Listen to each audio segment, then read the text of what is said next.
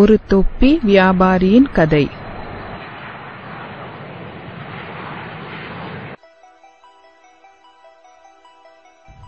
ஒரு நாள் ஒரு தொப்பி வியாபாரி ஒரு ஊர்ல இருந்து இன்னொரு ஊருக்கு செல்லும் வழியில் ஒரு மரத்தடி கீழே அமர்ந்தான்.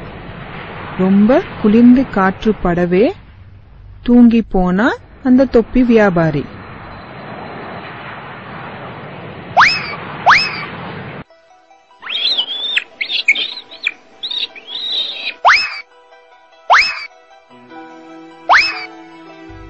கொஞ்ச நேரம் கழித்து எழுந்து பார்த்தப்ப பக்கத்துல இருந்த கூடை காலியா இருந்தது.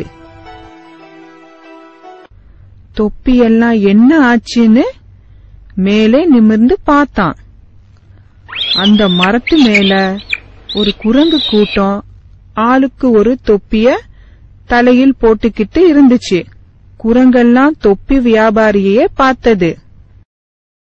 அந்த வியாபாரி நினைச்சான், இந்த தொப்பி எல்லாம் எப்படி இந்த குரங்கு கிட்ட இருந்து வாங்குறதுன்னு. உடனே தலையில இருக்கிற தொப்பிய கையில எடுத்து தலைய சொரிஞ்சான். அதே மாதிரி குரங்கு கூட செய்ய ஆரம்பிச்சது.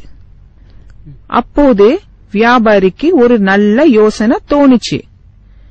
உடனே கையில இருந்த தொப்பிய கீழே விசிறி எறிஞ்சான். அதே மாதிரி எல்லா குரங்குகளும் விசிறி எரிஞ்சது. வியாபாரி கடகடன்னு அதையெல்லாம் எடுத்து கூடையில வச்சுக்கிட்டு ஓடி போயிட்டான்.